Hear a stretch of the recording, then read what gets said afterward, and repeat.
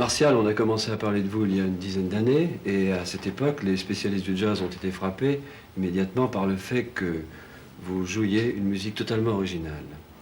Est-ce que cette idée vous est venue naturellement, ou est-ce que vous avez travaillé, réfléchi pour œuvrer dans ce sens? Je crois que la difficulté, c'est déjà d'être européen et de vouloir faire du jazz, parce qu'on a automatiquement l'opinion un peu contre. Enfin, on a prétendu longtemps que c'était un métier fait pour les Américains, ce sont eux qui l'ont inventé, le jazz après tout. Bon, depuis, il s'est trouvé que ça intéressait un peu tout le monde en Europe.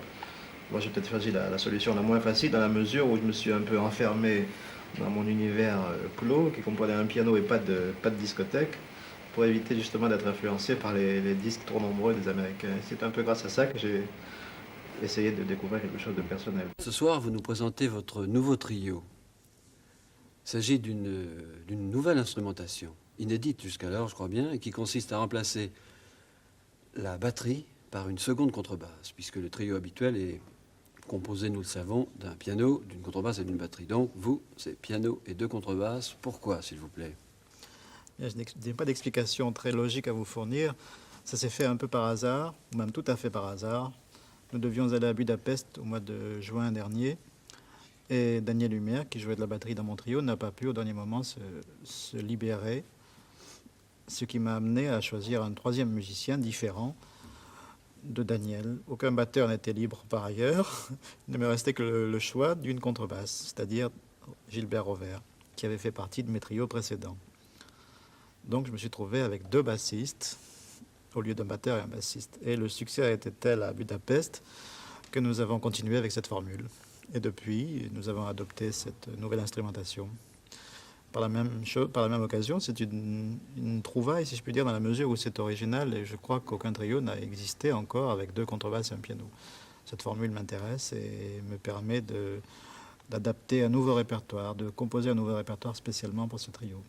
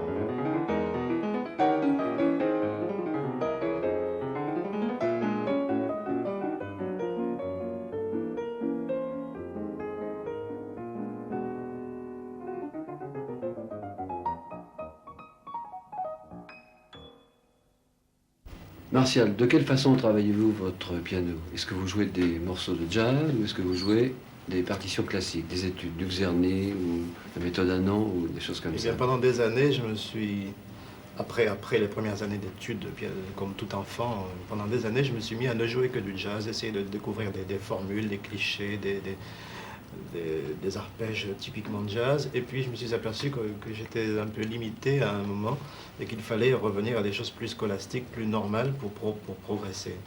Et depuis 6 ou 7 ans maintenant, je ne me cantonne dans des études pianistiques normales, c'est-à-dire que je commence par du Hanon ou des études de Chopin ou des arpèges, des exercices de poignet et autre chose que tous les pianistes font, je suppose.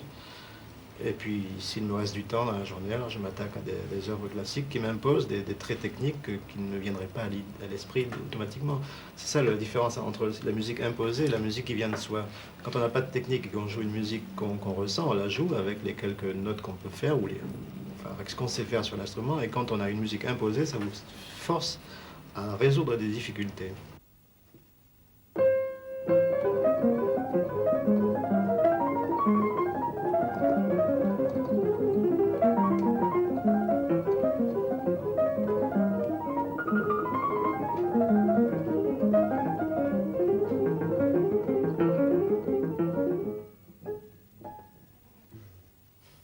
Il faut bien dire que votre piano, Martial, ne donne pas une idée exacte de la qualité de votre sonorité, puisque c'est un piano qui a été étouffé pour des raisons que j'aimerais que vous nous expliquiez.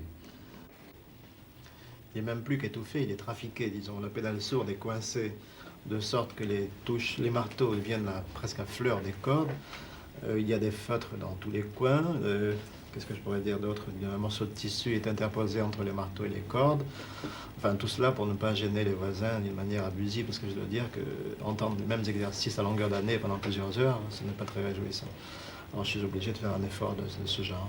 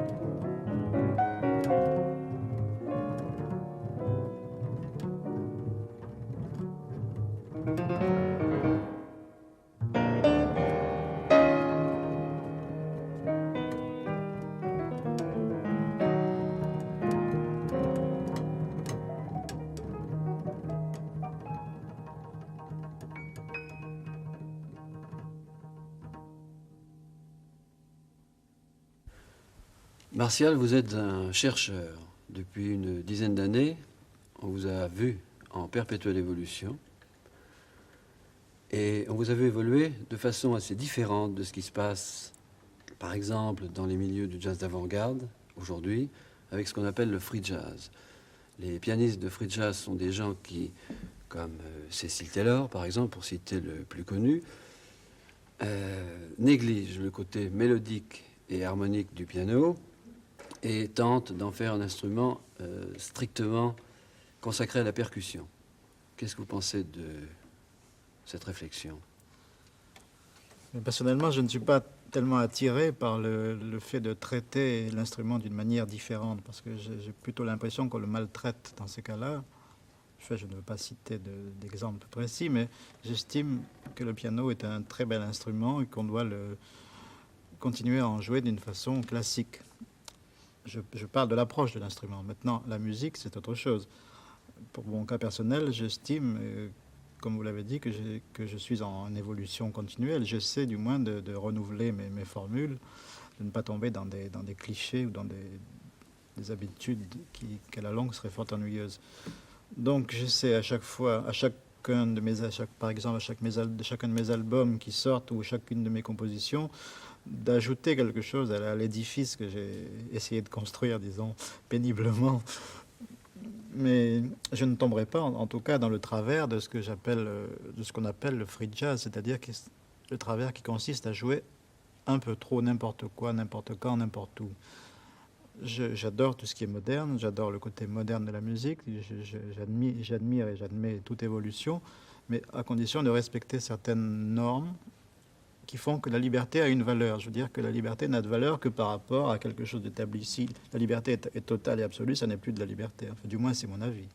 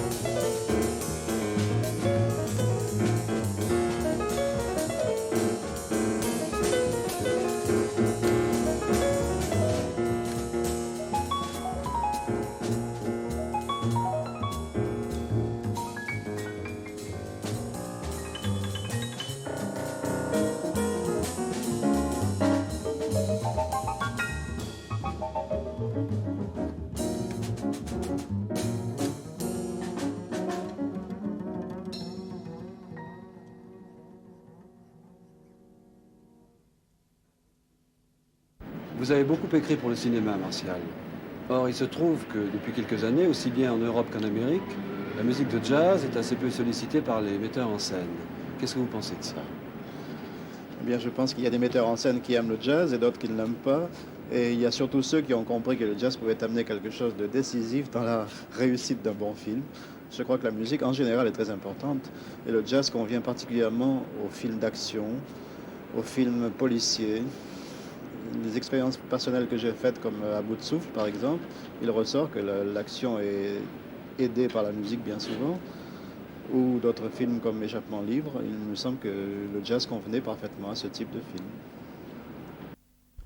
Le morceau suivant aura pour interprète Martial Solal qui va improviser sur une de ses très nombreuses compositions, laquelle, Martial? Jazz Free, Jazz Free. Mais comment est-ce que cela s'écrit? comme ça se prononce, F-R-I-T. C'est un jeu de mots.